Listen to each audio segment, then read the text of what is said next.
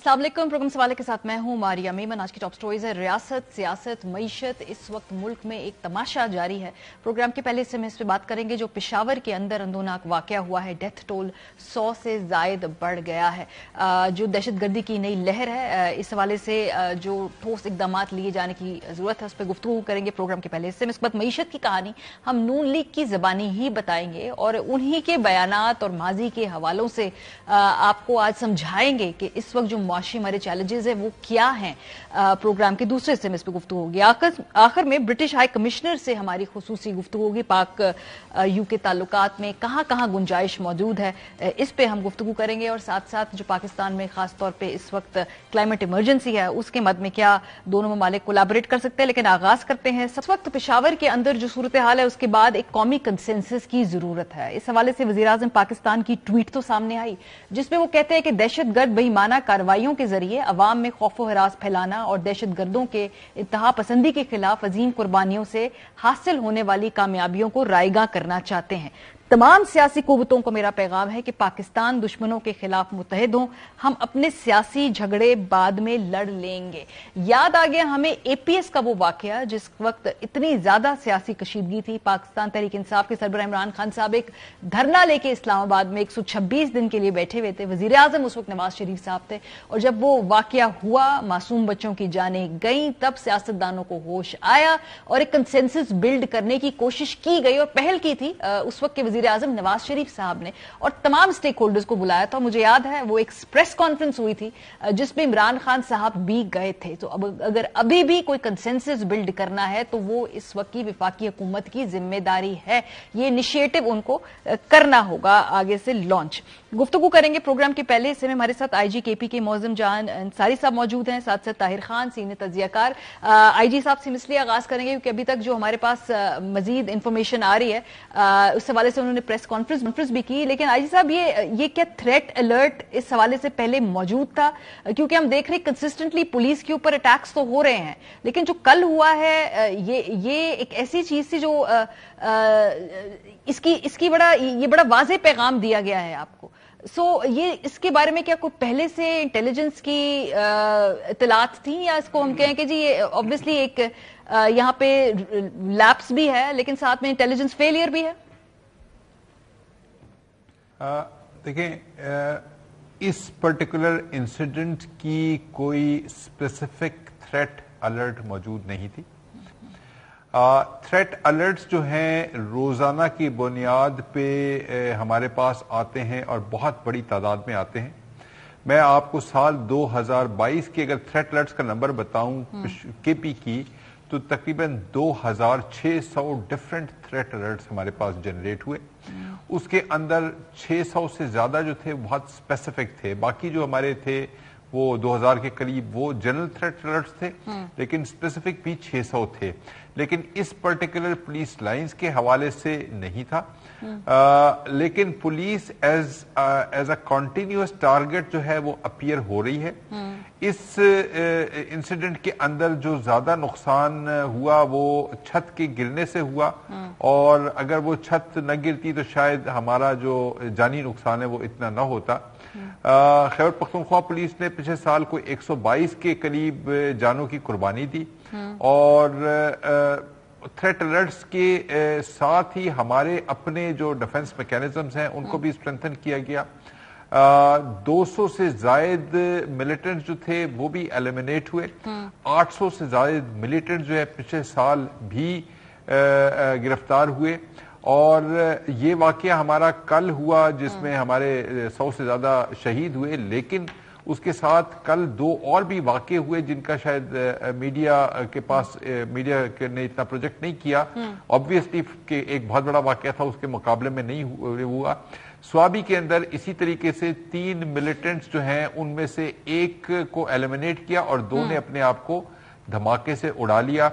डेरा इस्माइल खान में इसी तरीके से 3 मिलिटेंट्स जो थे उनको भी एलिमिनेट किया गया, और पुलिस की कार्रवाइयां पाकिस्तान आर्मी की मदद के साथ और इंटेलिजेंस के इदारे हमारे जो हैं उनके साथ वो भी साथ साथ चल रही हैं। ये बुनियादी तौर पे एक दिन की जंग नहीं है, ना एक दिन में शुरू हुई और ना ये एक दिन में खत्म होगी। جو whole of the nation approach ہے وہ تو ضرور چاہیے اس میں، اور جو ہمارے دفاعی ادارے ہیں یا پولیس کے جو ادارے ہیں ان کی کیپیسٹی بھی کنٹینیوسلی بلڈ کرنے کی ضرورت ہے. سر یہ کیپیسٹی کے حوالے سے یہ کیپیسٹی کے حوالے سے بھی سوال کر رہے ہیں. آپ نے بالکل ٹھیک بات کی کہ خالی یہ ایک دن کی جنگ نہیں ہے، اس میں بڑے نظریاتی معاملات بھی انوالوڈ ہیں. جیسے آپ کی میں پریس کانفرنس دیکھ رہی تھی، جو جس طرح سے وہ شخص اندر آیا، جو اندرونی ایک سہولت کاری کے اینگل کی طرف بھی آپ نے گفتگو کی، اس سے لگتا ہے کہ بھئی یہ خالی معاملہ کیپیسٹی بلڈنگ اور آپریشنل حد تک نہیں ہے، کہیں نہ کہیں نظریاتی طور پہ بھی اس چیلنج کو دیکھنا ہوگا. تو وہ آپ کو لگ رہا ہے کہ وہ آر وی ڈوئنگ انف؟ دیکھیں، سوسائٹی میں ایکسٹریمزم موجود ہے، اس میں کوئی شک نہیں ہے. سوسائٹی میں اس ایکسٹریمزم کی وجوہات جو ہیں شاید ایسے ادارے ہیں جن کی مین سٹریمنگ نہیں ہوئی ہے. ہمارے جو مدرسہ ریفارمز کا سسٹم ہے اس کو ہم نے ضرور دیکھنا ہے. ہم نے دیکھنا ہے کہ اس ایجوکیشنل سسٹم کو جو سٹینڈرڈائز ہو، پورے ملک میں ہو، ایکسیپٹیبل ہو، جہاں پہ آپ کے جو ملیٹنٹس ہیں یا ایکسٹریمسٹ مائنڈ سیٹ والے لوگ ہیں وہ پیدا نہ ہوں یا وہ معاشرے کو بگاڑنے کے قابل نہ رہیں.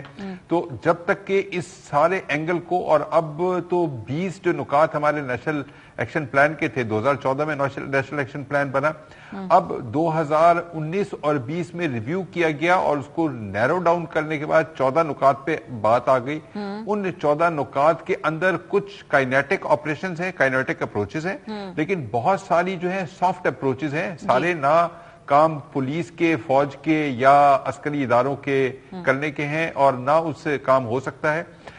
جو سافٹ اپروچز ہیں سوسائٹی کے اندر، you need to basically give a reason for a people to live rather than a reason to die.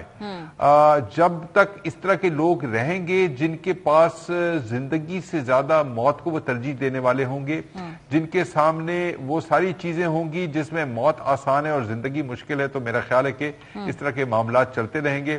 ہمیں سوسائٹی کے اندر ان کے سٹیکس کو کریٹ کرنے کی بھی ضرورت ہے، ڈیولپ کرنے کی بھی ضرورت ہے. ہم اسکولوں کو، مدرسوں کو بھی مین سٹریم کریں، ہم کھیلوں کے میدانوں کو بھی آباد کریں، ہم صحت کی سہولیات جو ہیں وہ بھی دیں. امپلائمنٹ جو جنریٹ کرنے کی ذمہ داری ہے، اگر پرائیویٹ سیکٹر ہے تو وہ امپلائمنٹ بھی جنریٹ کرے. صحیح. لوگوں کے پاس یہ تو ایک لانگ ٹرم پلان ہے. بالکل آپ کی کسی نقطے سے اختلاف نہیں کیا جا سکتا. میں بہت آبویس سوال پوچھنے لگی ہوں کیونکہ یہ سوال آپ سے بھی بار بار پوچھا جائے گا. سر، الیکشن کے موڈ میں ہم جا رہے ہیں، الیکشن کے لیے اب کیمپینز ہونی ہیں. جو سیاستدان ہیں وہ اپنے اس میں نکلیں گے حلقوں کے اندر. ایک بڑی ٹرکی اور چیلنجنگ سچویشن ہے پولیس کے لیے. اور کہیں نہ کہیں کیا سیکیورٹی کی اتنی کافی ہے کہ کیا ہم الیکشن موڈ کے اندر جا سکیں؟ کیونکہ یہ ایک بہت بڑا کنسرن ہے. اگر ہم یہ دیکھیں تو پولیس کیا ریکمینڈ کرتی ہے؟ جی دیکھیں ماریا، میں آپ کو ایک بات بتاؤں. ہمارے پاس الیکشن سے ملتی جلتی ایکٹیویٹیز پورے سال چلتی ہیں. ہمارے پاس پچھلے سال 2022 میں ہمارے پاس 16 پولیو کیمپینز چلی. ہر کیمپین ہماری 5 سے 7 دن کے عرصے پر محیط تھی. ہر پولیو کیمپین میں ہر روز تقریباً کوئی 50,000 پولیس والا ہم لگاتے تھے. یعنی اگر آپ ایک کیمپین کو ملٹیپلائی کریں نمبر آف ڈیز اور نمبر آف مین سے، ایک کیمپین پہ ہم 6-7 دن میں 3.5-4 لاکھ پولیس لگاتے ہیں.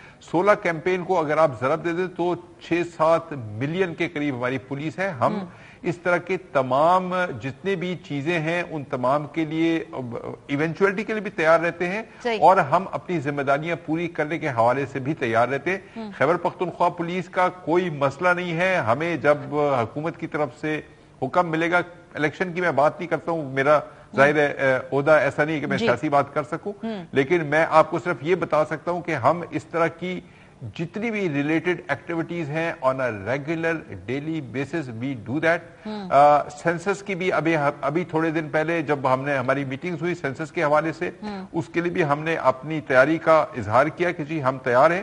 صرف یہ ہے کہ ہمیں کچھ ایکسٹرا ایفرٹ کرنی پڑے گی اس کے لیے، کیونکہ پولیو ہے، سینسس ہے، الیکشنز ہیں، سیلاب ہے, اس طرح کی جتنی بھی ایمرجنسی کی ڈیوٹیز ہیں وہ ہماری پیرلل ڈیوٹیز ہوتی ہیں ہماری ریگولر ڈیوٹیز کے ساتھ. اگر یہ سمجھائے کہ شاید خالی ہم الیکشن یا پولیو یا کسی کے لیے اویلیبل ہیں, ہم اپنے جو ڈیلی کرائم ہے اس کو بھی ہم دیکھ رہے ہیں, کورٹس کے اندر ہم ملزمان کو بھی لے کے جا رہے ہیں. اسی طریقے سے لا اینڈ آرڈر کی سچویشن روزانہ بنتی ہے, کہیں نہ کہیں روڈ پہ گھروں میں جھگڑے بھی ہوتے ہیں, باقی معاملات بھی ہیں. تو ہماری ڈیوٹیز جو مسلینیس, یہ ہم مسلینیس ڈیوٹیز کی طرف بات کر رہے ہیں, الیکشن یا پولیو یا باقی. ہماری ریگولر ڈیوٹیز جو قانون کے اندر لکھی ہیں وہ ہماری روزانہ چل رہی ہیں اور وہ چلتی رہتی ہیں. صحیح, بہت شکریہ. ہمارے ساتھ آئی جی کے پی کے معظم جان انصار موجود تھے جو اوور آل اس وقت صورتحال اس حوالے سے بریفنگ دے رہے تھے. جو ان سے سوال کیا گیا کہ بھائی الیکشن اور اس طرح کے تمام معاملات کے لیے کیا کے پی پولیس تیار ہے, تو ان کا کہنا تھا کہ سیاسی گفتگو وہ نہیں کریں گے, لیکن بہرحال اگر یہ پولیو کیمپینز ہوتی ہیں, سینسس کی بات ہو یا الیکشن کی بات ہو, تو ان کا ادارہ اس کے لیے تیار ہے. طاہر خان صاحب ہمارے ساتھ موجود ہیں اور ان سے ہم نے جو خاص طور پہ ایک نئی پیش رفت اس حوالے سے ہم نے دیکھی کہ سب سے پہلے تو تحریک طالبان پاکستان جو تھی اس کی طرف سے ایک بیان سامنے آیا, بظاہر لگا کہ جیسے وہ اس پوری صورتحال کی ذمہ داری قبول کر رہے ہیں. کچھ عرصے بعد انہوں نے اس سٹیٹمنٹ سے اپنے آپ کو علیحدہ کر لیا. تحریک الاحرار جو تھی بہرحال اس بات پہ قائم ہے کہ یہ کل کا جو حملہ ہے انہوں نے کیا ہے.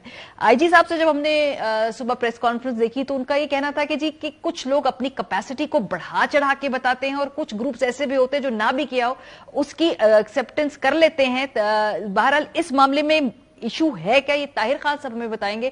سر, یہ جو کل واقعہ ہوا ہے اس کے بعد سے یہ تحریک طالبان نے کیوں اپنے آپ کو علیحدہ کیا کل کے واقعے کے ساتھ جو کل ٹیرر اٹیک ہوا ہے؟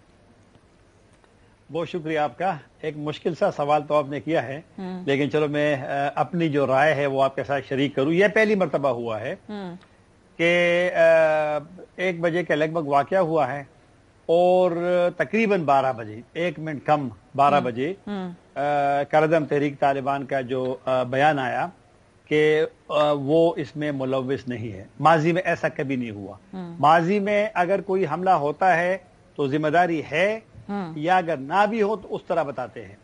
یہ جو ایک بیان آیا تھا عمر مکرم نام کے بندے کے حوالے سے, وہ اس نے جو ٹویٹر اکاؤنٹ اب تو سسپینڈ ہو گیا ہے, لیکن کل تک جب کلیم کر رہا تھا کہ وہ ٹی ٹی پی کے رہبری شورا کے رکن ہیں. رہبری شورا ویسے افغان طالبان اپنے شوروں کو کہتے ہیں, لیکن ٹی ٹی پی اب جو افغان طالبان جس چیز کو وہ کہا کرتے تھے تو انہوں نے جو ذمہ داری ہم لوگوں کو دی ہے اس میں وہی الفاظ وہ استعمال کرتے ہیں. تو مسئلہ یہ ہوا کہ واقعہ اتنا بڑا تھا اور پاکستان میں غم و غصہ اتنا زیادہ ہے اس پہ, اور ایک ممکن ہے کہ پاکستانی ریاست پاکستانی ادارے ایک رد عمل کا بھی سوچیں. اور جس طرح اسی مہینے کے شروع میں جب نیشنل سیکیورٹی کمیٹی کے اجلاس کے بعد رانا ثناء اللہ نے کہا تھا کہ ہم افغانستان میں بھی کارروائی کر سکتے ہیں, میرا خیال ہے جو ٹی ٹی پی نے ذمہ داری قبول نہیں کی تو ممکن ہے کہ افغان طالبان کے دباؤ کی وجہ سے نہیں کی ہے. اچھا, اور یہ میرا خیال ہے کیونکہ یہ ہوا نہیں ہے, کیونکہ عمر مکرم جو ہے وہ خالد خراسانی کے بھائی ہے, اور انہوں نے اپنے ٹویٹر پہ لکھا تھا کہ خالد خراسانی کا انتقام لیا گیا ہے جو گزشتہ سال اگست میں افغانستان کے پکتیکا صوبے میں مارے گئے تھے. تو میرا یہی خیال ہے کہ شاید یا تو کنونس کیا ہے ان کو کہ آپ یہ کام نہ کریں, کیونکہ اگر ٹی ٹی پی اس کی ذمہ داری قبول کر تھی تو شاید پھر افغانستان سر کسی نے تو یہ کیا ہے طاہر خان صاحب, وہ ذمہ داری قبول کریں یا نہ کریں. نہیں میں اس پہ نہیں جاتا, بالکل کیا ہے. نہیں سوال میرا دوسرا ہے کہ اگر یہ وہ نہ بھی قبول کرے, ایک تو ایسی بات ہے کہ یہ پک اینڈ چوز, یہ جو پک اینڈ چوز کرنا ہے کہ اس پہ چونکہ عوام کا بڑا غصہ ہے تو ہم اس کی ذمہ داری نہیں لیتے, مطلب اس سے پہلے کب کوئی پاکستانی عوام میں پہلے بھی رد عمل رہا ہے, کب کسی نے خیال کیا ہے کہ بھائی جب لاشیں اٹھتی ہے تو ظاہر سی بات ہے لوگوں میں غم و غصہ ہوتا ہے. اس لیے مجھے یہ بات تعجب ہوا اس مرتبہ. میں بتاتا ہوں. اسلام آباد میں جو مسلسل میٹنگ ہوتی رہی ہے اس میں ایک اصولی فیصلہ ہوا ہے, اور یہ جو میں آپ کو بات بتا رہا ہوں مجھے ایک سیویلین اہلکار نے بتایا ہے جو انہی مذاکرات کا حصہ رہے ہیں.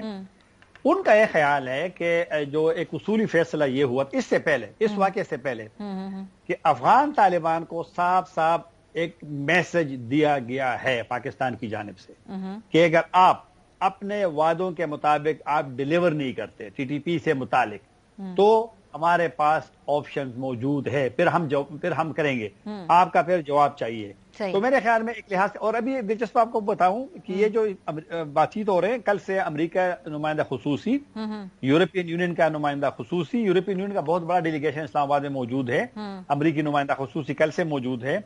ان مذاکرات میں بھی جو 2 دن سے ہوتے رہے ہیں، اس میں بھی امریکہ نے اور یورپین یونین نے بڑے تشویش کا اظہار کیا ہے، بلکہ پاکستان کو ایک تانا دیا ہے کہ اگر آپ کے ساتھ یہ جو پشاور میں ہوا ہوتا رہا ہے تو پھر ہمارا کیا حال ہوگا. تو ان کو بھی اور پھر تشویش کا اظہار کیا ہے کہ بلکہ مجھے جو آج معلوم ہوا ہے اس سے کہ افغانستان میں امریکیوں کا، یورپین کا، پاکستان کا یہ موقف ان مذاکرات میں سامنے آیا ہے کہ ٹی ٹی پی، داعش، القاعدہ، ازبکستان اسلامک موومنٹ، ETIM چینیوں کی، ان کے لوگ زیادہ ہوئے ہیں، اور اگر زیادہ ہوئے ہیں تو پھر سب کے لیے خطرہ ہے. تو ایک چیلنج ہے، بہت بڑا چیلنج ہے. صحیح. یہ جو ہم آپریشن کی باتیں سن رہے ہیں، یہ گفتگو بھی ہو رہی ہے، آپ کو لگتا ہے کہ کوئی آپریشن جو ہے وہ لانچ مستقبل قریب میں کیا جائے گا؟ یہ اسیسمنٹ کیا ہے آپ کی؟ اس کے علاوہ اور بھی چینلز استعمال کیے جاتے ہیں، گفتگو بھی کی جاتی ہے، اور طریقے سے بھی دباؤ ڈلوایا جاتا ہے؟ جیسے آپ نے خود بتایا کہ بھئی افغان طالبان کے اوپر بھی جو اثر و رسوخ ہے بچا کچھ ہے وہ استعمال کرنے کی کوشش کی جاتی ہے. آپریشن کی نوبت آ رہی ہے آپ کو لگتا ہے؟ کچھ نہ کچھ تو کرنا پڑے گا، کیونکہ بہت زیادہ دباؤ ہے، سیکورٹی اسٹیبلشمنٹ پہ بھی ہے، پولیٹیکل گورنمنٹ پہ بھی ہے، دیگر اداروں پہ بھی ہے. اور یہ جس طرح اس بڑے واقعے کو تو آپ نظر انداز نہیں کر سکتے. اور ایک جو آپ پہلے تو ہم اتنے ڈیبیٹ نہیں کر سکتے نا ٹی وی چینلوں پہ، جب سے TTP کا مسئلہ سوال سے پیدا ہوا اور پھر اب ملک میں پھیل گیا اور پھر چیلنج بڑھ گیا ہے، تو اب آپ بھی ڈسکشن کر رہے ہیں، کل سے تمام ٹی وی چینل یہی، تو لہٰذا کچھ نہ کچھ تو کرنا پڑے گا. بلکہ نیشنل سیکورٹی کمیٹی کے اجلاس میں تو اصولی فیصلہ ہوا تھا، رانا ثناء اللہ کا بیان تو آپ کو یاد ہوگا. ایک جو مسئلہ ہے ہمارا، رانا ثناء اللہ کا بیان آیا کہ ہم خیبر پختونخوا میں ایکشن کریں گے، افغانستان میں بھی انہوں نے اشارہ دیا کہ کریں گے، لیکن 2 دن بعد اس بیان کو تبدیل کر دیا، کیونکہ اندر کی باتیں اگر آپ وقت سے پہلے باہر لائیں گے تو یہ مسئلہ پیدا ہوتا ہے. یہ مذاکرات، ہاں، تو اس وجہ سے بہت شکریہ طاہر خان صاحب. یہی تو مسئلہ، جب سارا ایشو بڑھ رہا ہوتا ہے اس وقت نشاندہی کی جاتی ہے تو زبان بندی کر دی جاتی ہے، اس پہ بات نہیں کرنے دی جاتی. اب کل جو سارا اس کا نتیجہ سامنے آیا ہے، اس کے بعد جب سب کے ہاتھ پیر ٹھنڈے ہوئے ہیں تو اس حوالے سے جو پالیسی کی کلیئرٹی ہے، بہرحال وہ بھی ابھی جو ہے وہ کس حد تک اس پہ امپلیمنٹیشن ہوگی دیکھنا باقی ہے. بریک پہ جائیں گے، جب واپس آئیں گے اس دوران پاکستان کے اندر IMF کا وفد بھی آیا ہوا ہے، اور ظاہر سی بات ہے ہمارے سخت جو اس وقت معاشی چیلنجز ہیں اس سے نکلنے کا جو واحد رستہ ہے وہ IMF کی ہی گلی سے گزرتا ہے. کیا IMF کو ہم منا لیں گے؟ بریک کے بعد اس پہ بات کریں گے، ہمارے ساتھ رہیے. Welcome back. پاکستان کا سب سے بڑا المیہ یہ ہے کہ معیشت کے اوپر جس طرح بے شرمی سے سیاست کی جاتی ہے، اس کے بعد جب حکومت میں آ کے انہی دعووں کے اوپر عمل نہیں کیا جاتا تو پھر کھسیانی ہنسی ہنستے ہیں ہمارے حکمران. PMLN اور PDM کا جو اتحاد تھا جب عمران خان صاحب کے دور حکومت کے اندر، یعنی پچھلی حکومت کے دور حکومت کے اندر، ایک مہنگائی مکاؤ مارچ لے کے آئے تھے، اور اس وقت ایک بلند و بانگ دعوے کیے گئے جو کہ مہنگائی ختم کرنے کے سارے جو ان کے پاس ذرائع موجود ہیں اور انہی کے پاس نسخے ہیں. ظاہر سی بات ہے اس وقت جو پیغامات تھے، اس وقت جو بیانات تھے، وہ ایک شیملیس سیاست تھی جو اپوزیشن میں رہ کے کی جاتی. ایک تو پہلی مرتبہ سیاست شیملیسلی اپوزیشن میں رہ کے کی گئی. دوسری مرتبہ جو شیملیس سیاست ہوئی وہ تب کی گئی جب خود اقتدار میں آئے اور اپنے ہی جماعت کے اندر معیشت کے اوپر ایک سیاست ہوئی جس میں مفتاح اسماعیل صاحب ورسز اسحاق ڈار تھے. اسحاق ڈار صاحب ہر اس اقدام کی نفی کرتے تھے جو مفتاح اسماعیل صاحب کیا کرتے تھے، ان کی ٹانگیں کھینچی، اس کے بعد جو ہے خود وزیر خزانہ بنے اور اس کے بعد وہی اقدامات دوبارہ کرے جو مفتاح اسماعیل صاحب اور IMF کے کہنے کے اوپر کیے جا رہے تھے. 2 مرتبہ شیملیس سیاست ہوئی. اور خالی یہ PMLN کا معاملہ نہیں ہے، جو بھی جماعت اپوزیشن میں ہوتی ہے وہ یہ سیاست کرتی ہے، لیکن حکومت میں آنے کے بعد اس طرح کی جو سیاست ہے یہ ہم نے شاذ و نادر ہی دیکھی ہے.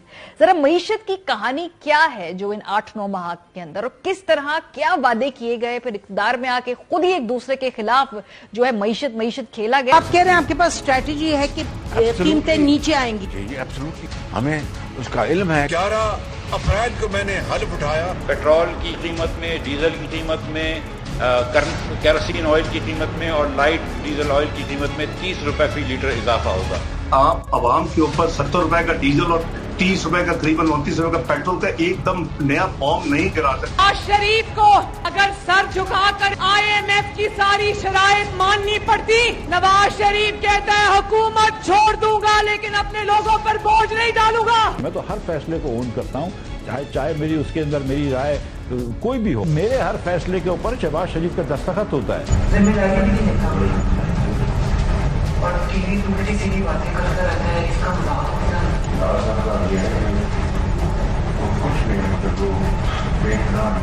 मिफ्ता इस्माइल साहब ने आई मस्ट से उन्होंने बड़ी मेहनत की है, तो उन्होंने खुद कहा कि मैं इस्तीफा देना चाहता हूँ। मुझे उसका कोई गम नहीं है कि मुझे हटाया, लेकिन जिस तरीके से हटाया वो तरीका सही नहीं। 6 महीने से इसाक डार साहब ने एक मेरे खिलाफ कैंपेन करी थी, वो आके टीवी पे बोलते थे वो 180 का डॉलर कर देंगे, 160 का डॉलर कर देंगे, मेरे खिलाफ प्रोग्राम करवाते थे और उनको बहुत ज्यादा वजीर बनने का शौक था। प्राइम मिनिस्टर मियां शहबाज शरीफ ने मुझे कहा है कि मैं अपनी वजीर खजाना की जिम्मेदारियां कबूल करूं, हम पॉजिटिव डायरेक्शन में जाएं। पहले 3 महीने पेट्रोल पे 10-10 रुपए बढ़ाया और डीजल पे 5 बढ़ाया, तो फिर इस महीने फिर हुकूमत ने नहीं बढ़ाए, तो अल्लाह खैर करे। ये मेरी जिम्मेदारी है कि मैं IMF को मैंने हैंडल करना है, मिफ्ता साहब ने हैंडल भी करना है। मिफ्ता इस्माइल साहब कह रहे हैं कि दिसंबर के बाद भी डिफॉल्ट का हाई रिस्क रहेगा, तो आपकी जमात से ये बात आ रही है ना? मिफ्ता इस्माइल साहब को पूछे मगर आप जब 6 महीने फाइनेंस मिनिस्टर थे, क्या आपको 32 बिलियन के अरेंजमेंट करके नहीं जाना चाहिए था? कितना किया था आपने जाने से पहले? बातें करनी आसान होती हैं। मोदी से कल मैंने बात की है, मैंने उनको समझाया है कि आपको ये नहीं करना चाहिए था, आपने मुझे मिलना है अगले हफ्ते, तो फिर मैं बिफिटिंग जवाब दूंगा। अक्टूबर में आना था, IMF के डेलीगेशन को नहीं आया, IMF की इंस्टॉलमेंट मिलनी थी, नहीं मिली। आई डोंट केयर शाहजेब साहब, आई डोंट केयर अगर नहीं आते तो मैंने को मिलते नहीं करनी उनकी, अगर नहीं आते तो विल मैनेज, नो प्रॉब्लम। जो IMF की जो मैनेजिंग डायरेक्टर उनकी मुझे कॉल आई, मैंने कहा आप अपनी टीम भिजवाएं। शंकरा जी मैं आपकी बात दुरुस्त है, मैं अगले 2-3 दिन में टीम आ जाएगी। 29 जनवरी सुबह 11 बजे से ये कीमतें लागू होंगी। पेट्रोल और डीजल की कीमतों में 35 रुपए फी लीटर इजाफा होगा। केरोसिन ऑयल और लाइट डीजल ऑयल में 18 रुपए इजाफा होगा। इस इजाफे के बाद जो नई कीमतें, पेट्रोल 249 रुपए 80 पैसे फी लीटर, हाई स्पीड डीजल 262 रुपए 80 पैसे फी लीटर, केरोसिन ऑयल 189 रुपए 83 पैसे फी लीटर और लाइट डीजल ऑयल 187 रुपए फी लीटर मुकर्रर किया गया है। बहरहाल we're back to square one। IMF जो है उसका वफ्द पाकिस्तान आ गया है, कुफ्र टूटा खुदा खुदा करके। हम बहुत मुंतजर थे, हुकूमत मुंतजर थी कि भाई वो आए और मामला आगे बढ़े। अब 9 फरवरी तक वो यहाँ पे आए हुए हैं। जो इस मीटिंग का एलामिया है उसमें क्या पॉइंट्स जेरे गौर हैं, ये अब आपको हम बताते हैं। क्या क्या मांगा जाएगा पाकिस्तान से, क्या क्या मुतालबा किया जाएगा। 600 अरब रुपए के नए टैक्स लगाने का मुतालबा किया है IMF ने, और यह भी कहा है कि पाकिस्तान को 2230 अरब रुपए के इजाफी इखराजात कंट्रोल करने होंगे।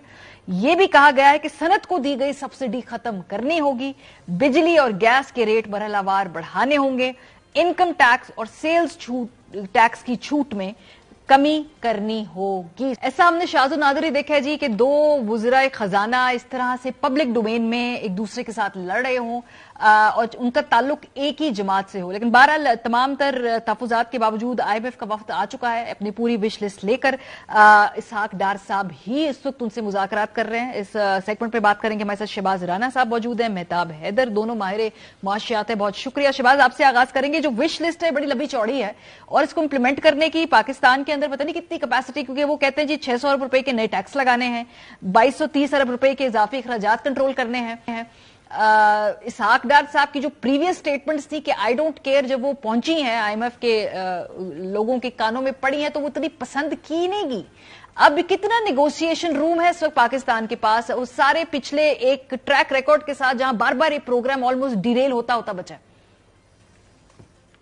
जी बहुत शुक्रिया आपका। देखिए ये एक बहुत बड़ा डायलेमा रहा है कि जो पाकिस्तानी वज़राए खजाना उनकी कुछ ऐसी स्टेटमेंट्स हैं जिसकी कीमत फिर बाद में कंट्री को और जो लोग हैं उनको पे करनी पड़ती है। यही एटीट्यूड आपको याद होगा शौकत तरीन साहब का था जब वो वजीर खजाना बने, और बनने से उन्होंने पहले 1-2 इंटरव्यूज भी दिए, तो उसमें उन्होंने कहा जी कि मैं IMF को देख लूंगा, मुझे पता है मुज़ाकरात कैसे करने हैं। और बाद में फिर IMF ने हमारी नाक से लकीरें निकलवाई, क्योंकि हुक्मरानों की तो निकलती नहीं है, हमारी निकलती हैं, तो वो सारी हमने मुश्किल शराइत मानी और वापस आ गए। अभी वही सूरत हाल दोबारा हुई और प्रॉबेबली इस दफा जो इनका जो इसाक डार साहब का जो कमेंट था वो बाद में उन्होंने शायद इस चीज को रियलाइज भी किया اگر آپ دیکھیں گے اس کے بعد جو ان کا انٹرویو آیا اس میں وہ کافی سافٹ ہو گئے تھے IMF کے بارے میں. ان کو اندازہ ہو گیا تھا کہ ایسا ممکن نہیں ہے کہ صرف مجھے ہی IMF سے مذاکرات کرنے آتے ہیں اور صرف میری ہی بات مانی جائے گی, کیونکہ اس دفعہ جو چیز ڈفرینٹ ہوئی فرام دا پاسٹ کہ نہ امریکہ پاکستان کے ساتھ اتنا فیوریبل تھا, نہ سعودی عرب نے, نہ UAE نے, نہ چائنا نے ہمارا ساتھ دیا. تو جو حکومت کی اور وزیر خزانہ صاحب کی کچھ کیلکولیشنز تھیں کہ اگر یہ ممالک کچھ نہ کچھ پاکستان کی مدد کرتے ہیں, خاص طور پر چین, سعودی عرب اور متحدہ عرب امارات, تو ایٹ لیسٹ ہم جس وقت بند گلی میں جا چکے ہیں اور جہاں پہ اب ہمارے پاس اس کے علاوہ کوئی چوائس نہیں ہے کہ IMF کے تمام مطالبات مانے, ہم تھوڑی بہت ریزسٹنس کریں گے تو شاید ہمارے پاس کچھ گراؤنڈ ہوتا, ہم بھی اپنی کوئی پوزیشن اسٹرینتھن کر لیتے. Probably that was the miss calculation, یہ صحیح کیلکولیشن نہیں تھی.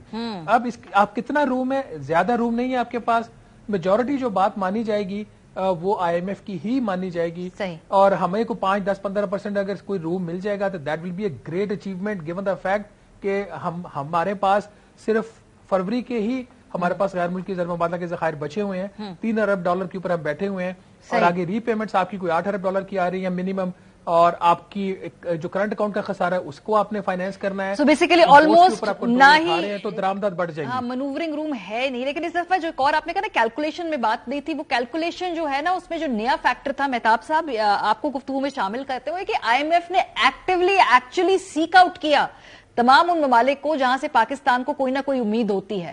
انہوں نے ایکٹیولی ان کو سیک آؤٹ کیا, انہیں پورے اس معاملے میں بریفنگز دی, ان کو پورا وہ مدعا سمجھایا کہ جی کیوں جو ہے اس وقت IMF پروگرام کے تھرو جانے کے بعد اس کو مشروط کیا جائے باقی ساری امداد کو. اس سے ماضی میں کبھی ایسا ہوا ہے کہ اتنا پرو ایکٹیولی IMF نے جو ہے اس بات کو انشور کیا ہو کہ IMF پروگرام کے ساتھ کمپلائی کریں گے تو پھر باقی ممالک سے بات ہوگی؟ دیکھیں, بنیادی طور پہ جو 7واں اور 8واں ریویو تھا اس ٹائم بھی ان ممالک سے پوچھا گیا تھا اور انہوں نے کہا تھا کہ اگر پاکستان IMF کے پروگرام میں رہتا ہے تو ہم مدد کرنے کے لیے تیار ہیں.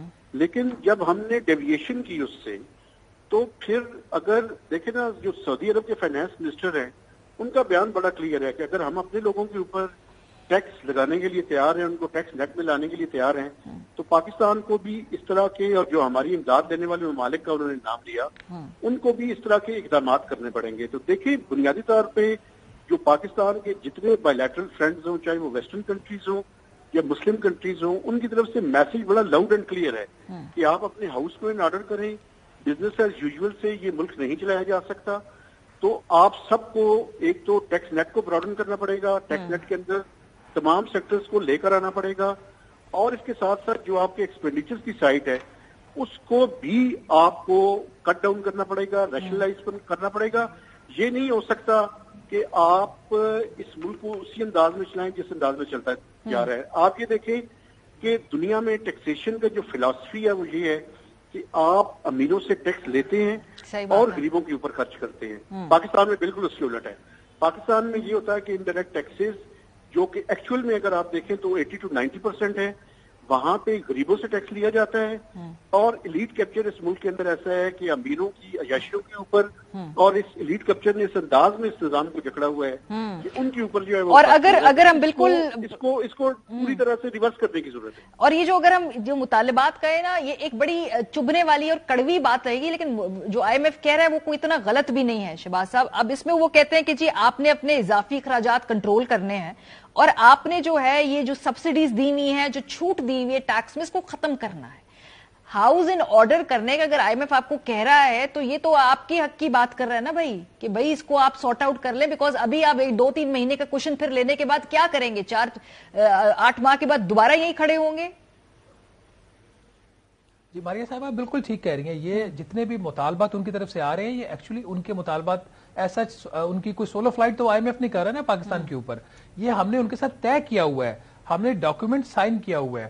یہ جو ایک بات ہے کہ یہ PTI کا پروگرام ہے, جو PTI والا پروگرام تھا یہ سپٹمبر 2022 میں ختم ہو چکا ہے. وہ علیحدہ بات ہے کہ وہ ناکام پروگرام, تو اس میں ہمیں $6 ارب نہیں ملا جو ہمیں ملنا چاہیے تھا, تو تب تک تو ہمیں $2 ارب ہی ملا.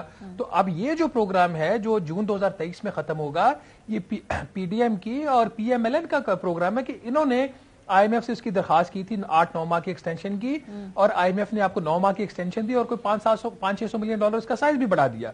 اب وہ پروگرام آپ سے امپلیمنٹ کرنے کے کہہ رہے ہیں. ایک سائڈ پہ آپ نے IMF سے قرضہ لیا, قرضہ لینے کے بعد آپ نے نئی کمٹمنٹس ان کو دی, ایکسٹینشن دی.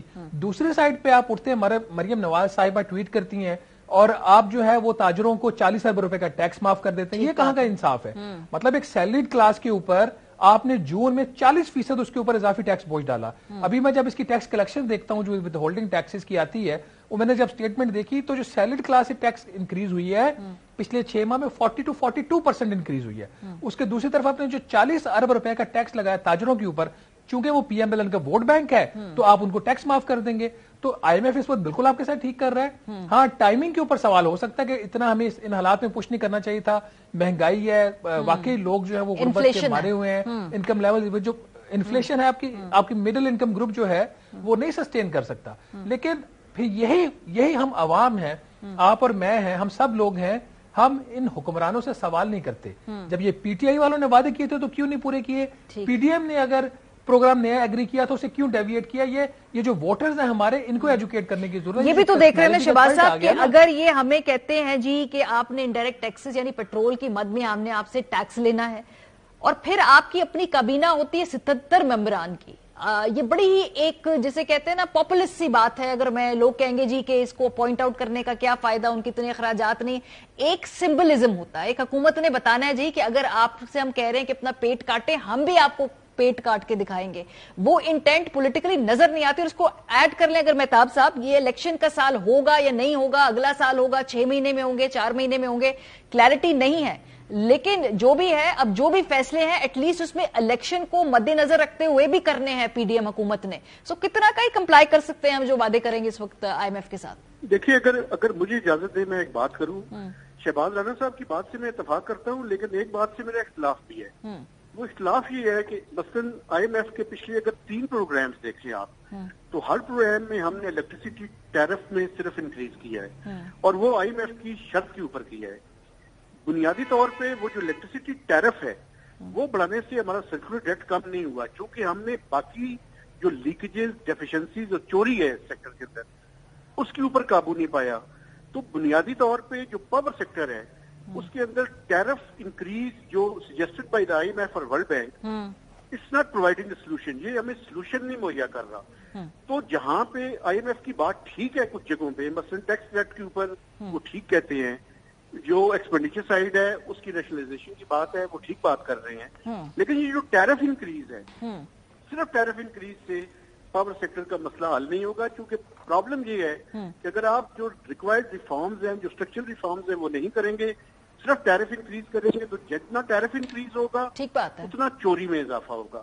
اور اسی وجہ سے آپ دیکھیں کہ سرکولر ڈیٹ پچھلی 3 حکومتوں کو دیکھیں آپ, پیپلز پارٹی کے دور سے لے کر ہم آئی ایم ایف کے پروگرام میں ہیں, ہر اس کے باوجود سرکولر ڈیٹ میں اضافہ ہوا ہے. اس کی بنیادی وجہ یہ ہے کہ ہم نے صرف ٹیرف کے اوپر ریلائنس کیا ہے, جو کہ میں سمجھتا ہوں آئی ایم ایف کی غلط پالیسی ہے, اور اسی کی وجہ سے جو ہے وہ پاور سیکٹر ہے وہ مسلسل جو ہے وہ بدحالی کا شکار ہے. جو آپ کی بات ہے, دیکھیں یہ تو بالکل آپ ٹھیک کہہ رہی ہیں کہ ایک طرف آپ اتنی بڑی کابینہ جو ہے وہ رکھی ہوئی ہے آپ نے, اور دوسری طرف آپ جو ہے وہ دوسروں کو کہہ رہے ہیں کہ آپ اپنی بیلٹ کو ٹائٹ کریں.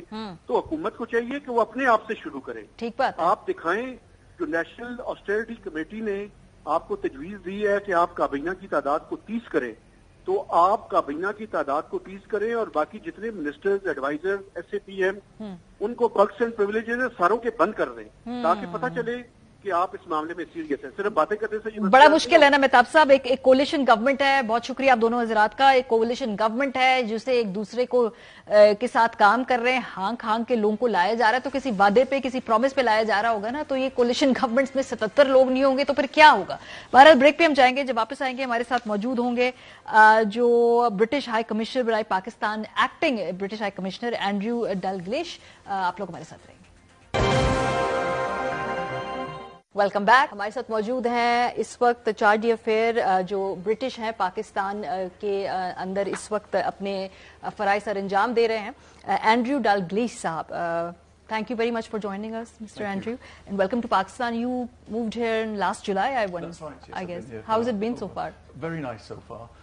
I'm really enjoying the warm welcome I've had, and the food in Pakistan is outstanding. You landed here just in time for Pakistani mangoes. Did you get to try them? I did indeed, and I realized that I have never eaten a mango for real before.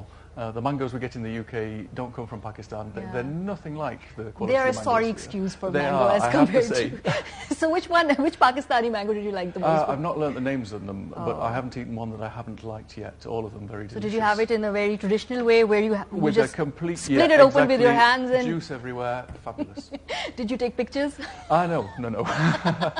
You have to take pictures, otherwise, if you don't take pictures, we won't believe it happened. I shall learn that for next season. Yes, it's coming very soon. So let's get down to things that we really want to discuss today. So last year when you arrived, Pakistan faced one of the worst floods, and it was a terrible, terrible situation over here. The world promised a lot. In terms of monetary compensation, we do see that countries are contributing. But the real core issue is that the richer and more powerful and more effective countries which have voice on the global stage, they need to do more, because countries like Pakistan are at the receiving end and it's going to get worse. Today it's us. You don't know. It could be you in a couple of years also. Yeah. That's the reality of climate change, I'm afraid. The terrible flooding that we saw last year, and let's be clear, we're still seeing the humanitarian effects where Pakistan has not kind of recovered from this yet. It's still really bad for many people across the country. What we saw last year, we will see again, unfortunately, and with increasing regularity. And we know that Pakistan is one of the countries that is most vulnerable to the climate change that we're seeing. So when the flooding happened, the UK was one of the countries very quickly to mobilise its humanitarian assistance. So by now we've provided £36 million worth of support. And that's been channeled through the agencies so that they've been able to buy equipment for safe water, for medical care, for food. But there's going to be a longer term project which is rebuilding Pakistan in a way that's resilient to these changes in the future. That will take longer. It will take a lot more money. It's really important we get it right. But in what ways Pakistan and UK can collaborate in a better way for that sustainable, effort, so that this doesn't happen again? I understand my government needs to do more, far more than we're doing. But what are the other collaborative steps that we could take jointly, as partners against global warming and climate change? Well, you can't solve global warming by yourself. Pakistan can't solve it by itself, nor can the United Kingdom. That's why at the Conference of the Parties held in Glasgow, it was so important that the world came together and committed to action to reduce climate change emissions, but also action to look at how we help countries adapt to climate change as well. That's a global effort. More specifically, UK and Pakistan can do a lot together because we have a lot of expertise in the science of climate change that we can share. But we also have work that can be taken forward together, bringing in experts, bringing in know-how, bringing in engineers also that can share best practice on, for example, how to build a bridge that will be more resistant to the kind of flooding that we're likely to see in the future. And it's so unfortunate. Last year we faced these floods. There was this unprecedented rain, and it kind of like it was such a bad space and time for us as a country, because right now we are almost going through this 9th review of IMF, and there was a real possibility where we could have been at the brink of a major crisis, and it just kind of both things were going side by side. So we were kind of like in a very deep financial. The word that I want to use is financial. Let's use the word financially challenged at that time. Yes. What do you keep? Is UK keeping an eye on the situation? Very closely, because we care a lot about Pakistan. We want Pakistan to succeed.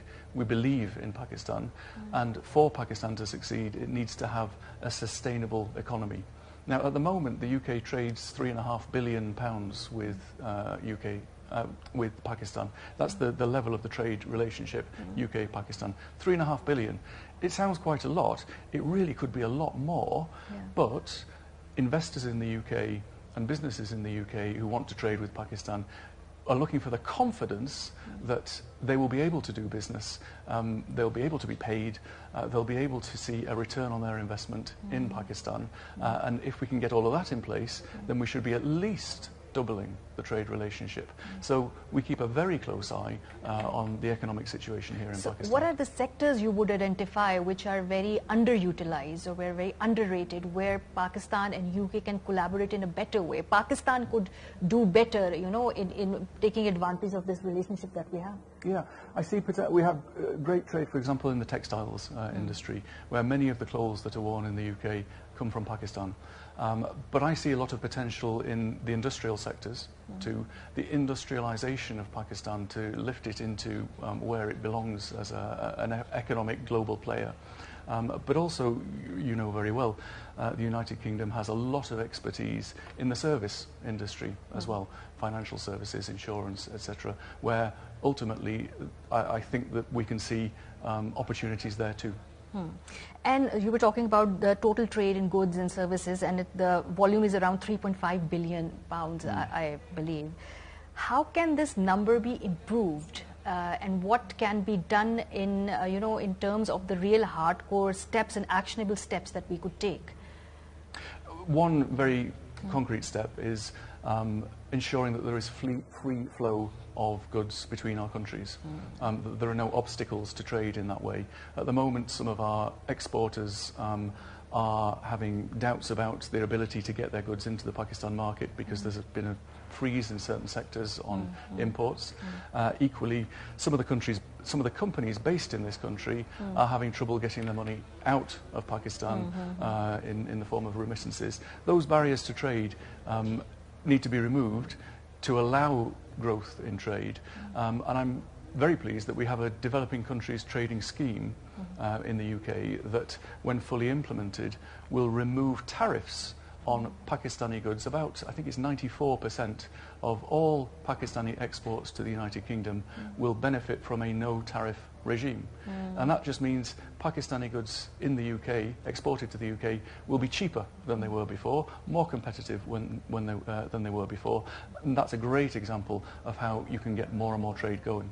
So have you conveyed these concerns to the Pakistani government? Because there's a lot of other, issues that arise from this import ban. There's a lot of political instability, hence there is economic stability. So we're kind of in a very difficult spot, tough spot right now. Yes. It's a difficult decision for any government to make right now.